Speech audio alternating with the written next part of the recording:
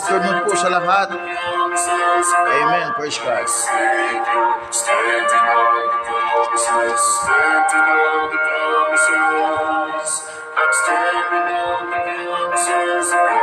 Amen. Standing on the promises, the hand of faith. When the hours comes down again, blessed by the living word of God shall prevail. Standing on the promises of God. Standing on the promises, standing on the promises. Amen. Standing on the promises of God, my Savior. Standing on the promises. Standing on the promises. I'm standing on the promises of God. Amen. Standing on the promises of Christ the Lord. Bound to the time of Abraham's stronghold. Overcoming daily with the Spirit's soul. Alright, so magandang hapon po. Okay, magandang hapon po sa lahat. Praise the Lord. So we are now going to start in a few minutes. Standing on the promises, standing on the promises. I'm standing on the promises. Amen. Yan, Sister Lysel. Sister Lysel. Sister Lysel, good afternoon po. Sa inyong family. Kay Pastor Demi. Amen. Okay, so tuloy-tuloy na po tayo. Before we continue, tayo po muna ay mag-pray. Dalayan ko, O Diyos, na patuloy niyo po kaming pagpalain. Ikahit niyo po kami, O Diyos, sa iyong mga salita. Panginoon, muli, O God, we submit to your power, to your guidance, to your leadership, as we study your word, O God, because we admit, Lord God, that we are not as wise as you are, as powerful as you are, as all-knowing as you are. And we know, Lord God, na marami pa kami, O Diyos, na dapat malaman sa iyong salita. And we come to you, Lord God, to ask your blessing at empower us, Lord God, with your knowledge, Panginoon. Pangunahan niyo po kami, O Diyos, at i-guide po, Panginoon Diyos, sa aming Bible study. And use this mighty, Lord God, for others, Lord, para po sila po ay mag-guide ng iyong salita. Salamat po, Ama, sa aklat na ito, sa King James Bible, na siyang ibinigay niyo po sa amin, na kung saan po, Diyos, ay pinagkaloob niyo, Panginoon, para po kami po, O Diyos, ay magkaroon ng thorough revelation sa iyong personality, at the same time, sa iyong will at sa iyong work dito po sa mundo. Salamat po, Panginoon Diyos, for everything in Jesus' name. Amen. Yan, praise the Lord. We have Pastor Eric Jose Dolosa Groco. Amen. Pastor Eric, thank you for joining us this afternoon. Sister Lysel Maglasang, wife of Pastor Demi Labios. Amen. Thank you for joining us this afternoon. So, we have a very important subject today. It is about the book of John, chapter number 3, no? So sabi ko pong isa sa pinakamalagang chapter sa Bible, ang chapter 3. Kaya nga po ang book of John hitik po talaga sa kaalaman, no? Tinitingnan ko nga po itong future discussions natin. Nakita ko napakaraming bagay na dapat po talagang malaman ng tao at ito po ay nakapaloob sa aklat na ito sa book of John. So, the book of John was written by John the Beloved or John CBD, no? At it was written around 88 to 90 AD. So, that would tell you that this book was written after almost all the books of the Bible was written, no? Ito po yung nasa last part, no, na mga writings. At John has written the first John, second John, and third John, as well as the book of Revelation.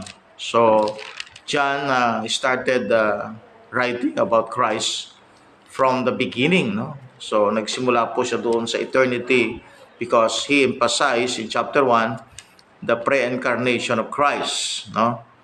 So we moved to chapter 2 last time, and we have seen there about Christ's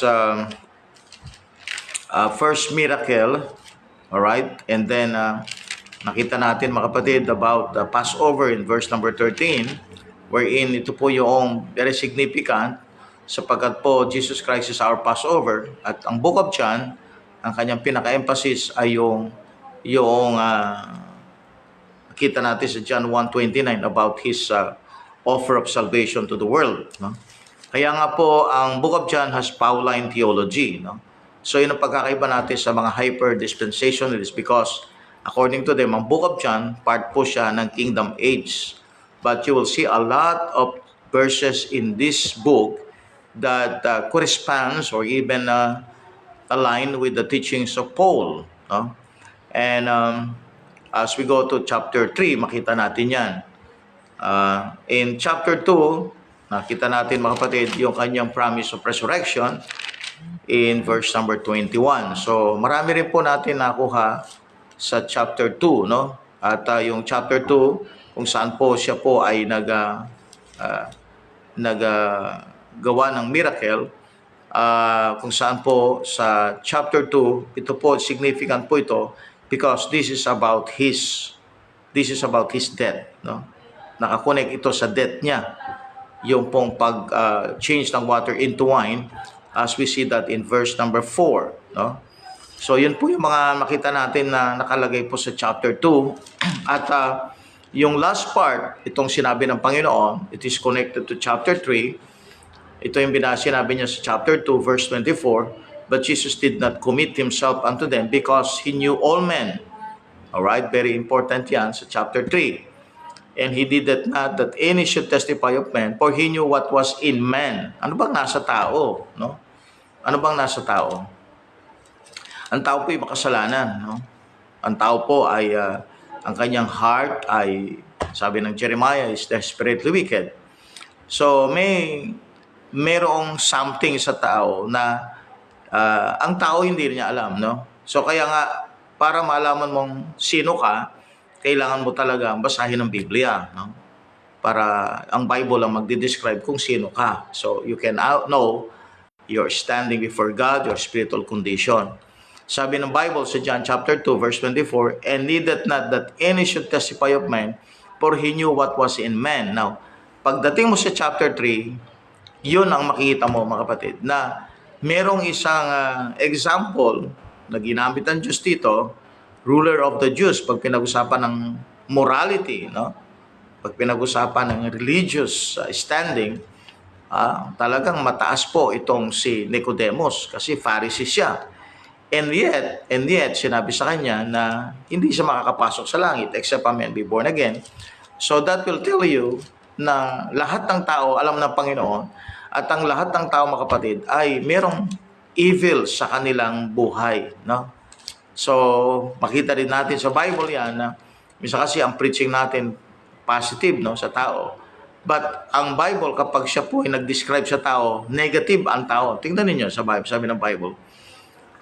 Sa verse 36, he that believeth on the Son hath everlasting life, and he that believeth not the Son shall not see life, but the wrath of God abideth on him. So what is in man? Alright? Under siya sa puot ng Diyos. Kaya kailangan niyang maunawaan ang offer ng Diyos na salvation. And in this chapter 3, okay, diniscuss po ng Panginoon dito ang new birth, no? From verse 1 up to verse number 14, no? Napakaganda mga kapatid na hanggang verse 15 tayo. Na tayo po ay makinig, no, ngayon sa oras na ito. Now, babasahin ko po yung mga verses and then we will go back para po explain natin yung mga binanggit ng Panginoon. Okay. There was a man of the Pharisees named Nicodemus, a ruler of the Jews. The same came to Jesus by night and said unto him, Rabbi, we know that thou art a teacher come from God. For no man can do these miracles that thou doest except God be with him. Jesus answered and said unto him, Verily, verily, I say unto thee, Except a man be born again, he cannot see the kingdom of God. Nicodemus saith unto him, How can a man be born when he is old? Can he enter the second time into his mother's womb and be born? Jesus answered, Verily, verily, I say unto thee, except a man be born of water and of the Spirit, he cannot enter into the kingdom of God. That which is born of the flesh is flesh, and that which is born of the Spirit is spirit. Marvel not that I said unto thee, Ye must be born again. The wind bloweth where it listeth, and thou hearest the sound thereof, but canst not tell whence it cometh, and whither it goeth. So is everyone that is born of the Spirit. Nicodemus answered and said unto him, How can these things be? Jesus answered and said unto him, Art thou a master of Israel, and knowest not these things? Verily, verily, I say unto thee, we speak that we do know, and testify that we have seen, and ye receive not our witness. If I have told you earthly things, and ye believe not, how shall ye believe, if I tell you of heavenly things? And no man hath ascended up to heaven, but he that came down from heaven, even the Son of Man, which is in heaven. And as Moses lifted up the serpent of the wilderness, in the wilderness, even so must the Son of Man be lifted up, that whosoever believeth in him should not perish, but have eternal life. Okay? So the doctrinal context of chapter 3 is about new birth. No? So you can connect this to 2 Corinthians 5:17 na kung saan binanggit ng Bible dito, new creature. Alright? Sabi ng Bible, therefore if any man be in Christ, he is a new creature. All things are passed away, behold, all things are become new. Yan po yung connection, doctrinal context ng chapter 3 verse 1 to verse 15. Okay? Yung new birth. Now, as I've told you, alam ng Panginoon kung ano ang nasa tao, no? Ang tao po ay makasalanan, ang tao po ay hindi pupunta sa langit. Kaya nga sabi ni Jesus Christ, ye must be born again. The word must, ibig sabihin, dapat mangyari sa iyo, no? Note the remarkable expansion of the text from John 2:25 to this verse. The Holy Spirit, knowing that what is man, is going to show you that what it is in this chapter. He picks out a man for examination. He picks out the best type of a man. Of course, that is Nicodemus, who was the highest form of morals of any man at that time.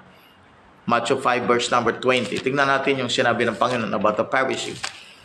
Matthew chapter 5 verse number 20. Alright, so ito muna tayo dito po sa chapter 5 ng Matthew para po makita natin kung bakit po pinili ng Panginoon itong si Nicodemus as an example.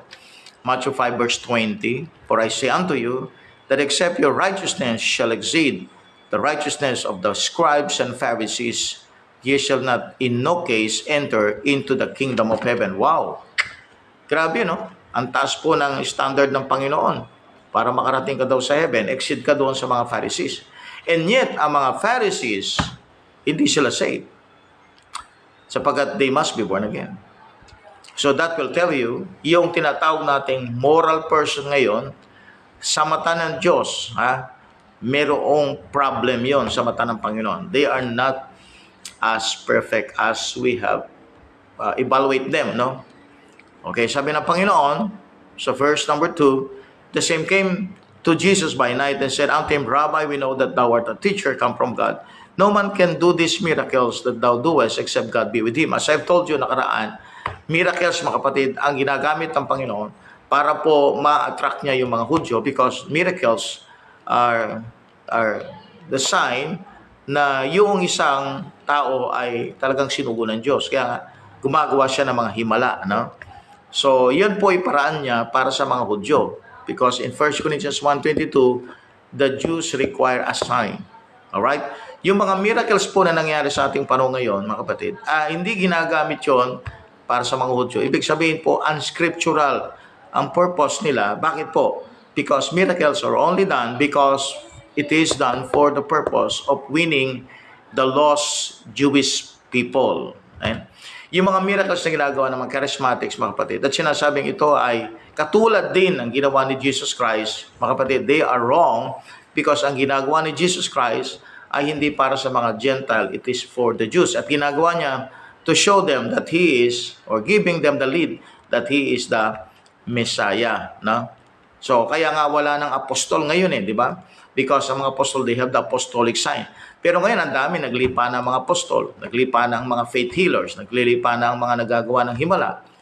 That shows you, mga kapatid, na itong mga ito ay ginagamit nila ito para sa mga feeble-minded, yung mga walang alam sa Bible, para ma-attract naman nila at mapaniwala nila na sila'y sugo ng Diyos.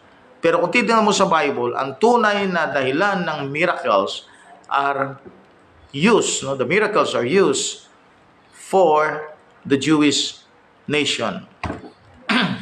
For the Jewish nation. Alright. Now, move tayo doon sa subject natin na new birth. Verse 3. Jesus answered and said unto him, Verily, verily, I say unto thee, except. Now, that's very important word. So, ibig sabihin, hindi ka makakapasok sa langit. Except a man be born again, he cannot see the kingdom of God. Hindi ka makakapasok sa langit. Hindi ka makakapasok sa kaharian ng Diyos. Malibang ikaw ay panganak na baguli. Kaya nga po itong doctrinal context nito, makita natin yan sa 2 Corinthians 5:17. Yun ay new birth, yung new creature na mangyayari sa tao. Na nabanggit actually sa John chapter 1, verse number 13. Which were born not of blood, nor of the will of the flesh, nor of the will of man, but of God. So nabanggit ito, itong new birth na ito sa chapter 1, verse number 13. At ang paraan para ikaw ay panganak na maguli, you have to receive the Lord Jesus Christ. Now, tuloy po tayo at makita natin yan sa verse number 3. Dahil po ang tao po ay walang kakayanang maligtas ang kanyang sarili. Sabi nga ng Bible, the best state of a man is altogether vanity. So what is God's solution to correct the problem? Or to have that person na unclean will become clean. New birth po ang solusyon ng Panginoon. This crucial verse in verse 3 says that what is wrong with man cannot be cured by any religion, church, sacrament, belief, faith, good works, or anything else. The thing that is basically wrong with the human nature is that all men are born wrong. All men are born wrong. Kasi kung hindi po sila born wrong, kailangan pa ba nilang ipanganak na maguli? So, pinanganak tayo. Happy birthday, happy birthday. Pero ang birthday natin, mga kapatid, actually, ay hindi po nagbigay sa atin ng magandang spiritual condition because yung birthday natin, actually, nung pinanganak tayo sa mundo, pinanganak tayong makasalanan. Alright? O sabihin natin, we have the human nature or a sinful nature. Yun po ang ating birth, Kaya nga po, kailangan ipanganak na maguli. At sabi ng Bible dito sa Job 25 verse 4, the question is how to be born again. Job 25:4. Nobody can bring a clean thing out of an unclean thing. So, Job 14 verse 4, So, water baptism cannot even be connected with new birth as in verse number 5, Ito pong, may nakausap akong kasing ganito yung isang pastor ng born again. Sabi niya, yung born of water dito, ito daw yung water baptism. Tapos, may nakausap din ako kanina, matanda din, At sinasabi niya, at tinatanong niya sa akin, Pastor, yun po bang para ma-born again ka, kailangan mong mabaptize? Mabaptize ka para ma-born again ka. Sabi ko sa kanya, hindi niyo po kailangan magpabaptize para ma-born again. Kasi nga po, ang baptism ay works. Ang salvation po ay hindi works, grace. So what you need only is to believe what Christ have done. You have to accept His person. Yun lang po kailangan nyo, believe the Lord Jesus Christ and you will be saved. So yun po, Sabi niya, matanda na ako, 71 years old na ako. So naghahanap na ako talaga ng answer para sa ganon ay ma-sure ako talagang heaven ang pupuntahan ko. That's a very important, sabi nating, decision to make. Isang bagay ngayon, nakita ko, maraming tao ang hindi nila binibigyan ng halaga ang kanilang spiritual na buhay. They are so much focused on the physical world. Hindi nila na mas mahaba yung kabila. Ngayon, mag-stay ka sa mundo ng around 80 years, pero pagkayari ng 80 years, namatay ka, saan ka pupunta? Forever. Sa destination mo. And if your destination is heaven, then forever kang masaya, maligaya, peaceful. Pero if you die after 80 years old, and then you go to hell, I tell you, hindi rest in peace. You die with your sin, and you're going to carry the heavy loads of your sin and burn forever. Kaya nga po, ye must be born again. Importanteng magkaroon ka ng kaligtasan, kapatid. Sino man sa atin nakikinig ngayon na wala pong sure salvation, then you must know that the only way that you can be saved is by believing the Lord Jesus Christ. Because once you believe Christ, you will be born again. Ayan siya sabi ng Bible. Okay? Now, in verse number 4, Nicodemus saith unto him, how can a man be born when he is old? So hindi ng question ni Job. Can he enter the second time into his mother's womb and be born? So now he is approaching to the physical realm. But Jesus Christ is not talking about the physical realm. He's talking about the spiritual side of man, the spiritual realm. Verse number 5. Jesus answered, verily, verily, say unto thee, except a man be born of water, this is the physical birth, born of water. Kita mo sa book of Genesis, di ba? Life came from water. Life came from water. So born of water, that's a physical birth. And of the Spirit, capital S, that's the Holy Spirit, he cannot enter into the kingdom of God. So Jesus Christ is telling him about the two births. First, the physical birth, and then the second birth. One is yung sinabi ng John 1:12 is about believing Christ. No? One is born of the will of man, or the blood, or through the blood, or to the will of man, or through the blood or flesh. So yung physical birth. Pero kapag pinag-usapan natin yung spiritual birth, then it is about the Holy Spirit. It is about the Holy Spirit that will dwell in you, no?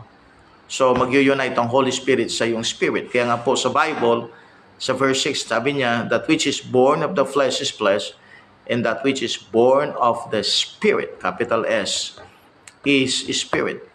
And this will be brought by the medium of the Word of God. No? Kaya nga kung wala ang Word of God, di natin makikilala ang Panginoong Jesucristo, hindi tayo papanganak na maguli. Sapagat ang person na magpapanganak sa atin maguli ay walang iba kundi ang Panginoong Jesucristo. After you know that Christ offered himself on the cross, died, buried, and rose again, if you know that, then you put your trust on that work. You put your trust on Christ. No? You receive Him as your Lord and Savior. Tinanggap mo siya. Kinilala mo siya bilang Panginoon tagapagligtas. Then what happened? You will be born again. So your spirit will be born again. Alright, sabi ng Bible, sa verse 6, that which is born of the flesh is flesh, and that which is born of the Spirit is Spirit. At ang pinaka-medium na gagamitin ng Diyos para mangyari yan ay yung Word of God. Pagkat yun ang sinabi niya sa 1 Peter chapter 1, verse number 25. No? Basahin niyo po. No? 1 Peter chapter 1. Okay, so ang gagamitin ng Diyos para ikaw ay mapanganak na maguli ay walang iba kundi ang salita ng Diyos. No? Kasi nga, kaya nga kapag hindi natin narinig ang salita ng Diyos, hindi napangaral sa atin, so mananatili tayong lost. Kaya sabi ng Bible sa verse 23, being born again, not of corruptible seed, but of incorruptible by the word of God, which liveth and abideth forever. Yun, no? Verse 25, but the word of the Lord endureth forever, and this is the word which by the gospel is preached unto you. So, napakahalaga po ng word of God. Napakahalaga po ng salita ng Diyos. Pagkat kung walang preaching ng Word of God, sabi nga ng Bible, how can they believe in whom they have not heard? And how shall they hear without a preacher? So kailangan pong ipangaral, kailangan marinig ng tao upang paniwalaan, yung kanyang narinig na pangangaral na siyang magiging dahilan para sa kanyang kapanganakang maguli. No? Kaya sabi sa verse 7, marvel not that I said unto thee, ye must be born again. Okay? So yung salitang born again is about spiritual birth. No? Yung born of water, that's physical birth. It's reference to the first birth. Okay? As in Genesis 1:20, galing po ang life sa tubig. Okay? That is why Jesus says, the born of water is born of the flesh, in verse 6. It has no reference to a baptism of any kind. In spite of this mass of evidence, every major Christian denomination except the Baptists connect the new birth with water baptism. They are never connected anywhere in the New Testament. Okay? Ang water baptism, walang connection po sa new birth. Alright? You can check that in Romans 6 verse 1 to 4, Galatians 3 verse 26 to 29, 1 Corinthians 12 verse 12 to 14, Colossians 2 verse 11 to 14 to 12. Because sa mga verses na yan na binasa ko po, ay ito po ay connection po sa spiritual baptism. So wala pong connection ang water baptism sa new birth. So more souls have gone to hell because they believe religious leaders who lied to them about the verse in Acts 2:38. Yun po yung kanilang pinagmumulan na proof text na kaya naniniwala sila ng water baptism importante sa new birth. Gumagamit po sila ng verse, Acts 2:38. So, pag binasa mo naman yan, alam mo na walang application yan sa lahat ng tao. Application yan sa mga Israel na nagpapako sa ating Panginoong Jesucristo. So, they have wound up there because of murder, hindi po sila pumunta doon sa impyerno because makasalanan sila. Pumunta sila doon sa impyerno because hindi nila nakita yung tamang aral. Amen? Marami naman taong makasalanan na punta sa langit. Paano sila nakarating sa langit? Makasalanan pala sila. Iyon ay dahil sapagkat nakita nila yung solution. Nakita nila na the only way that a person can be saved is by believing the Lord Jesus Christ. Some people still trust on their church. Some people still trust in their religion, in their tradition. Ayun, naniwala pa rin sila sa baptism na siyang paraan para sila ay maligtas. Iyon, kaya napahamak sila mga kapatid. Simple lang ang paraan ng kaligtasan kapatid. Ito po sinasabi ng Bible. Actually, kung babasahin ninyo, whosoever believeth in Him should not perish but have eternal life. Yun. That's the key. Para masave ka, you have to believe Christ. The person is what we need. Alright? The person, that's Christ. That's the person that we need. Kaya sabi ko sa kanina, kausap ko matanda, what you need is a person. Parang ikaw ay, di ba, tumanggap ka, inuuhan mo yung asawa mo, kaya nagkaroon ka ng unity, nag-start ang relationship na mag-asawa because you said yes to him or to her. No? So, ganun din sa Panginoon. Binigay niya sa atin ang pag-ibig niya. So, tayo naman, yung alok na yun, tinanggap natin. And then, nagkaroon ng unity ang tao, makasalanan at banal na Diyos because of believing. Believing on the finished work of Christ. Kasi ginawa niyang lahat no? Tinapos niyang lahat. Kaya nga sabi ko sa kanya, sa matanda, kung gagawa pa po tayo para tayo po'y maligtas, mananatiling sa isip natin na kaya tayo naligtas ay sapagkat gumawa tayo. So, lilitaw na yung ginawa ni Kristo sa cross, hindi enough. Okay? So, you must be born again. Marvel not that I said unto thee, you must be born again. Wala pong ibang way parang tayo masave. You must be born again. Now, dito po makita natin as we read, paano mangyayari yun, no? Diba? Actually, nasabi ko na sa inyo. Yun ay mangyayari sa pamagitan po ng salita ng Diyos at kapag tinanggap natin ang Panginoon, pinaniwalaan natin siya bilang tagapagligtas natin, ang Holy Spirit, alright? Kasi ang Spirit mo dead, wala ka relationship sa Diyos.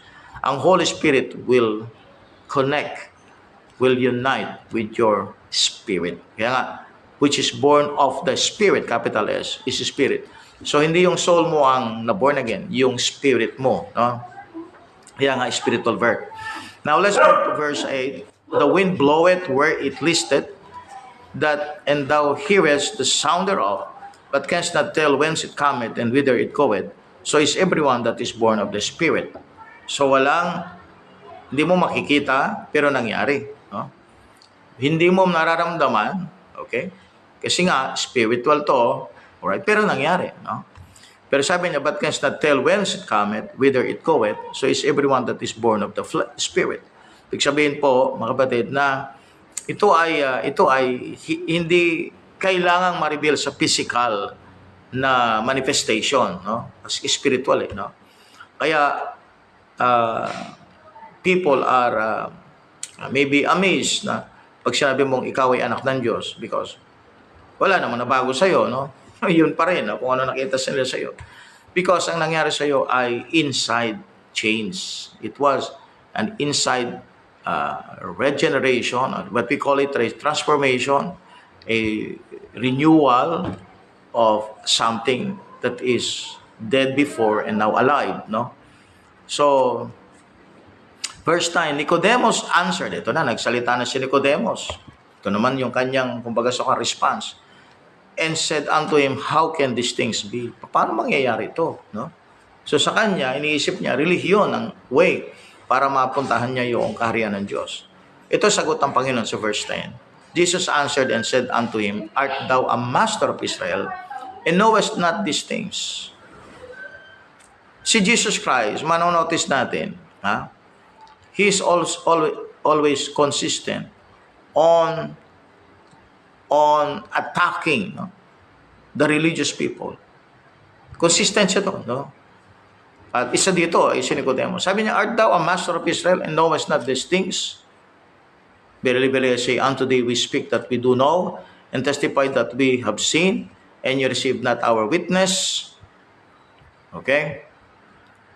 If I have told you earthly things, and you believe not, how shall ye believe if I tell you of heavenly things? Paano mo pa maintindihan kung earthly things, ibig sabihin, gumagamit na si Jesus Christ ng earthly illustration. Ngayon, paano pag nagsalita si Kristo ng heavenly things? Of course, di na niya maintindihan. No? Now, verse 13 is important also to understand. No man hath ascended up to heaven, but he that came down from heaven, even the Son of Man, which is in heaven. Ito po yung dalawang lugar na kung saan po ang Panginoon ay naroon, no? Sabay, no? Habang siya nasa lupa, siya rin ay nasa langit, no? Parang tayo din yan. Pag binasa natin yung Ephesians 2:6, tayo ay nasa lupa. Kung ligtas ka, nasa lupa ka, pero nasa langit ka rin, no? No man hath ascended up to heaven. Ito yung power ni Christ. Siya yung nag-ascend to heaven, no? By His own power. Nag-ascend siya sa heaven by His own power. Tayo po, mag-ascend tayo sa heaven by the power of God. Pero si Christ, nag-ascend sa heaven by His own power. Okay? Dahil Diyos nga siya. No man that ascended up to heaven, and he that came down from heaven, siya galing sa langit. Tanda natin, binanggit siya sa John chapter 6. Siya yung mana na galing sa langit, siya yung bread na galing sa langit. He came from heaven, according to 1 Corinthians 15, verse 45. Siya yung Lord of heaven. Siya yung Panginoon natin. Diyos siya, na? Bumaba siya mula sa langit. He that came down from heaven, even the Son of Man, which is in heaven. No? Yung word na Son of Man po, i-connect po niya sa Book of Daniel, chapter 7. Ito yung title ng divine, no? Divine person po yan, yung Son of Man sa Book of Daniel. Alright? Which is in heaven. So, siya po, siya'y nasa langit at nasa lupa din. No? So, the last four words have been removed from all the corrupt. Yung verse 13, the last four words have been removed from all corrupt, apostate, Laodicean, counterfeit Bibles printed since 1880. The blind egotists who cut out the words could not imagine Christ being on earth and in heaven at the same time. Why they could not is unexplainable in light of the fact that is precisely the state of the Christian in this age. Alright? So verse 14, ito po, maganda rin itong verse 14. And as Moses lifted up the serpent in the wilderness, even so must the Son of Man be lifted up. Alright? So yung pong paglilift ni Moses ng serpent, no? Yung brazen serpent, Nilip niya yon para ma-cure po yung mga tao na kinagat ng ahas. As Moses lifted up the serpent in the wilderness, ito po yung makita natin sa Numbers 21 verse 8 to 9, no? Numbers 21 verse 8 to 9. Ito ay patungkol po sa mga tao doon sa wilderness, no? So pag tumingin sila doon sa serpent, sila po ay maku-cure. Alright. Now, ito po ay hinalintulad ni Kristo, okay? Yung nangyari kay Moses sa wilderness at yung mga tao sa Israel sa wilderness ay kung anong nangyari doon, yung sinasabi ni Christ, katulad din ng mangyayari sa mga taong mananampalataya sa Panginoon. Now, here, sinabi ni Christ, even so must the Son of Man be lifted up. He's now referring to Calvary. Now, he's referring to his death. Even so must the Son of Man be lifted up. He's now referring to his death on the cross. Okay? So, kung ano yung nakita natin sa Old Testament na si Christ ay na yung serpent ay itinaas, yun po'y larawan pala ng Panginoong Kristo sa kanyang kamatayan, no? Okay. Now, hold muna tayo doon, no? Meron lang po akong babasahin dito. If you join this verse in Galatians 3:13 and 2 Corinthians 5:21, you will see that Jesus Christ not only bore your sins and took away your sins, He was actually turned into sin itself. S-I-N, no? Hindi po sins, but sin. 2 Corinthians 5:21. 2 Corinthians 5:21. Alright? 2 Corinthians 5:21. Ang sabi ng Bible, for He that hath made Him to be sin for us, who knew no sin, that He might be made the righteousness of God in Him. So that's important. Amen? Okay? So, yun po ay si Christ, no? So, in view of 1 Thessalonians 5:23, in Isaiah 53 verse 10, this means that Christ lost His bodily shape by becoming sin when He took the place of a lost sinner in hell. Yung pong tao po kung kasing nasa impyerno, ay ang itsura po niya ay maggot, red maggot. Hindi siya ahas, hindi siya.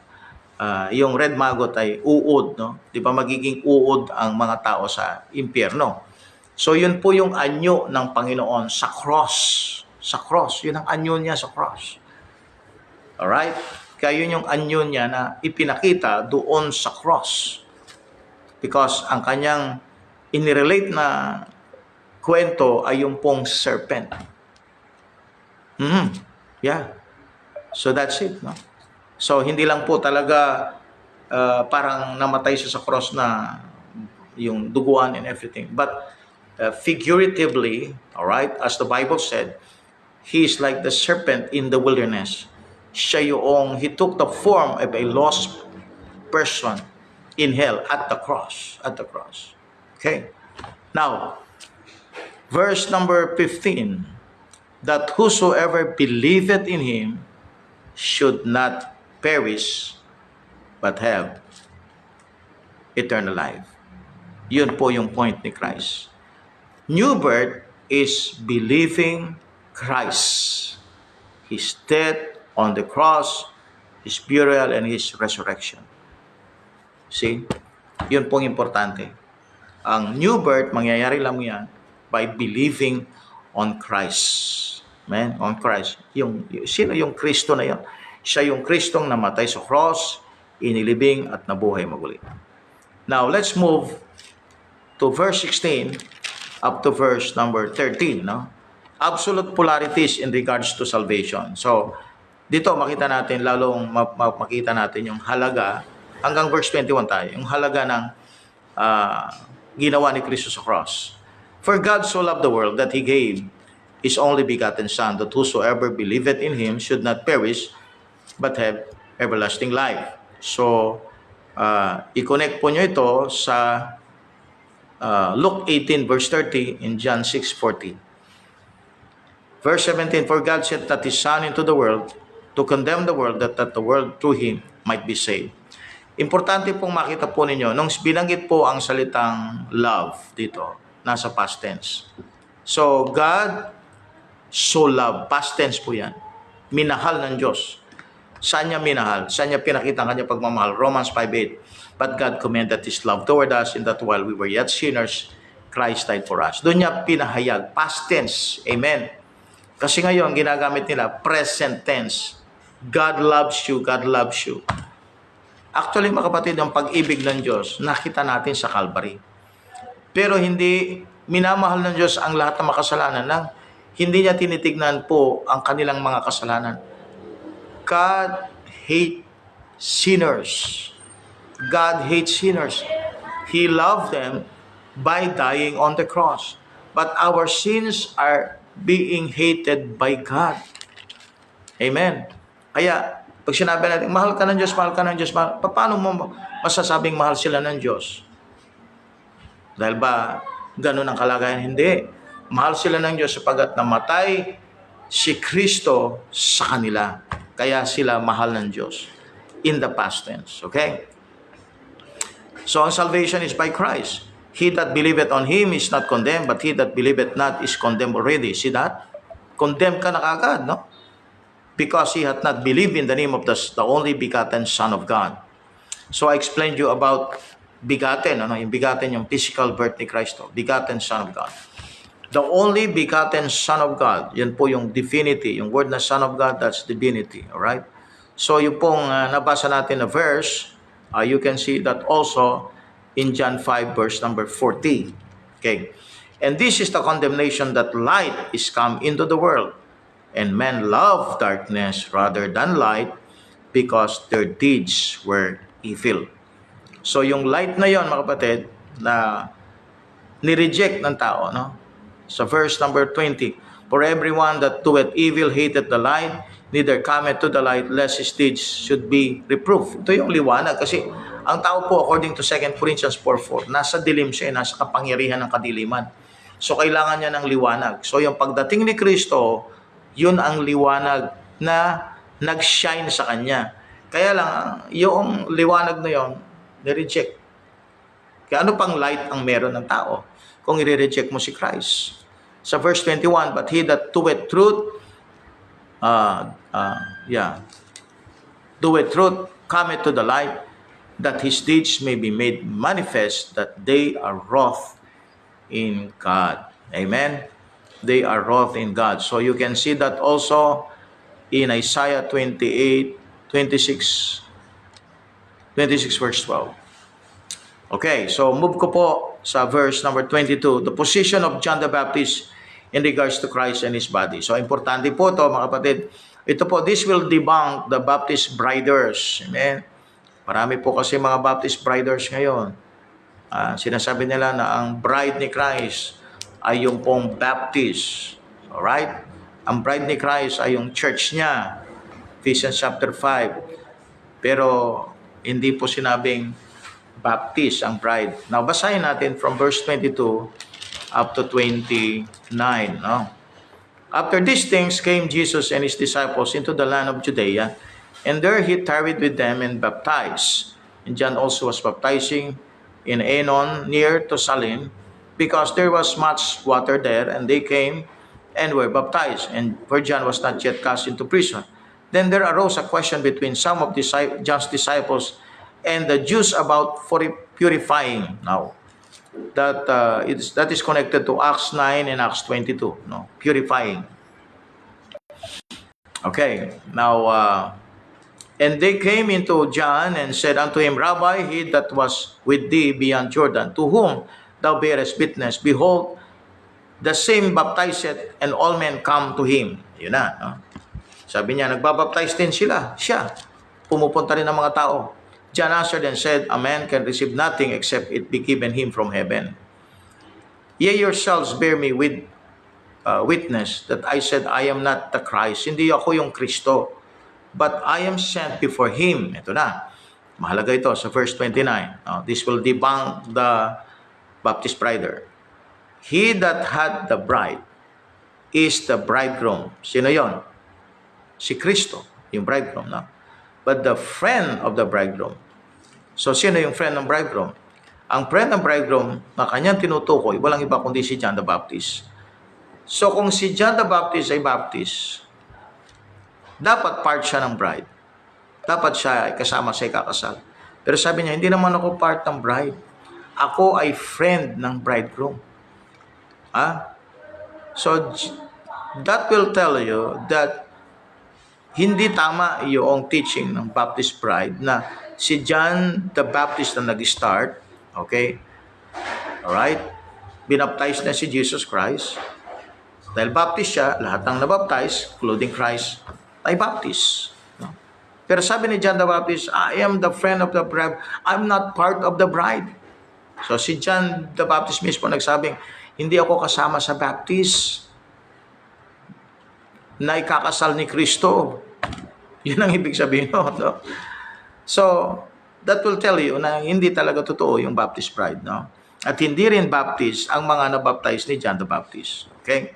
Alam natin yung purpose. Sabi niya, I am not the Christ, but that I am sent before Him. He that had the bride is the bridegroom. But the friend of the bridegroom, which standeth and heareth him, rejoiceth greatly because of the bridegroom's voice. This is my joy, therefore, is fulfilled. He must increase, but I must decrease. So the devotional application in verse 30 is that before you are able to decrease yourself in the fleshy, carnal part of your nature, Romans 6-7, you are going to have to be filled with the Spirit. He must increase first, and that will enable you to decrease. In John's case, it is literal. John decreases by winding up in prison and having his head cut off. Jesus increases by coming up from the dead and then being raised far above all principality and power, both now and in eternity. Ephesians 1 verse 19 and 21. So nag-increase si Jesus Christ, si John nag-decrease. Devotionally, tayo naman para po mag-increase. Alright? Si Kristo, spiritual yun. No? Tayo po ay bumaba sa ating mga fleshly desires and carnal desires. Amen. To be filled with the Holy Spirit. Okay, so let's move. The final scriptural damnation of every Christ-rejecting religion. Ito na, no? Ito yung blow, heavy blow ng Bible patungkol sa mga makasalanan, mga rejectors. Alright. 31, He that cometh from above is above all. He that is of the earth is earthly, and speaketh of the earth. He that cometh from heaven is above all. And what he hath seen and heard, that he testifieth, and no man receiveth his testimony.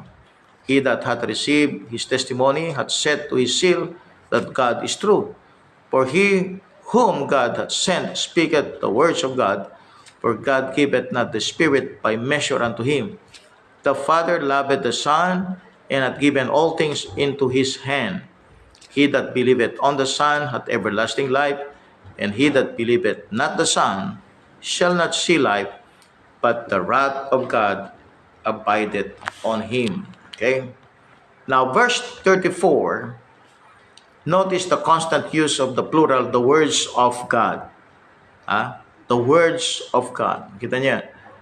For he whom God hath sent speaketh the words of God. Exactly as you find Jesus Christ giving them to the Pharisees in John 8:47 and to the disciples in John 6:33. Okay? And all the scriptures in the Old Testament. Words of God. No? John 14:23, John 15:7, John 17:8, 2 Timothy 1:13, 2 Timothy 2:14. Words of God. Words. Ang binibigay ni Jesus Christ sa kanila, words of God. Verse 36, here is another of those verses that modern preachers do not quote, preach, or discuss. They prefer John 3:16 and tell you that God loves everybody in the present tense. That is not the Bible. That is not in the Bible. In John 3:16, the love of God is in the past tense. In the Bible, alright, Romans 5 verse 6 to 10, 2 Corinthians 5 verse 19 to 21, Colossians 2 verse 12 to 15, 1 Peter 1 verse 19 to 21, 2 Peter, 1 Peter 2:24, 1 Peter 3:18, 1 John 3 verse 5, 16, 4:9 to 11. The love of God was manifested to an unsaved world at Calvary. And only there, you can see the love of God at the Calvary. Kaya nga po, if a person rejects Calvary, he rejects the love of God. And he is not to be loved of God. Hindi na siya iibigin ng Diyos. No? Okay? So, according to this verse, the wrath of God abides on every Christ-rejecting sinner on the face of the earth who does not fall under the conditions of Romans 4 verse 15, Romans 5 verse 13. So yung wrath ng Diyos mananatili sa tao kapag siya ay nag-reject kay Kristo. Yung puot ng Diyos, no? Okay? Yung puot ng Diyos. Kaya nga po, what is being mentioned here is that the only chance for you to be saved is by believing the Lord Jesus Christ, no? So, yun po ang ating pong nakita na kung saan po ay i-review natin. No? Sa chapter 3, binanggit po yung new birth. Sa chapter 3, pinakita din po kung paano ginawa ni Kristo yan. Yun ay una, siya namatay sa cross para sa atin. At in-offer niya po ito para sino mang mananampalataya. At kapag siya po ay nananampalataya, yung Holy Spirit ay magbo-born again sa spirit ng tao na nanampalataya. No? Paano mangyari yung new birth? Yung Holy Spirit niya mag-unite dun sa Spirit. Kaya nga sabi ng born of the Spirit is Spirit. Okay? Now, by believing Christ, then, you will be a born-again Christian. Yun po connected sa 2 Corinthians 5:17. Nakita din natin kanina, yung illustration ay yung pong, yung serpent na kung saan po ay nahang. Ginawan po siya ng brazen serpent sa Old Testament. As a picture of Christ, Calvary.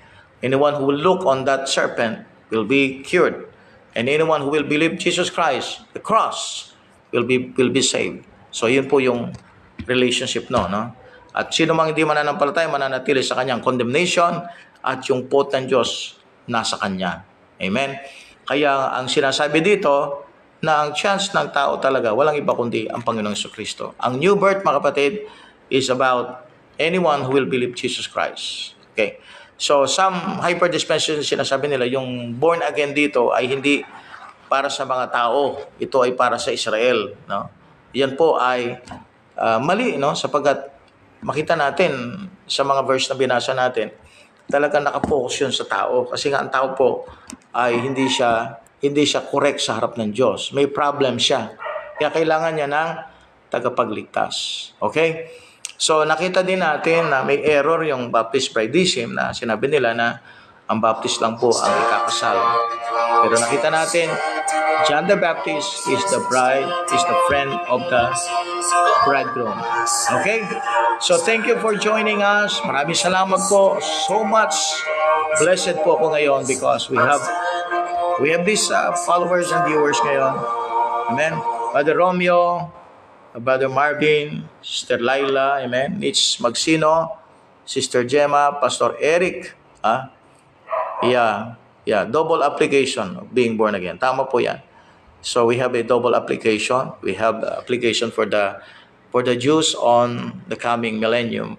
Pero yung emphasis ni John is more on salvation ng mga tao. Okay, because we have verse number 16 of John, which is about the world, no? So, double application. Tama po yan, kapatid.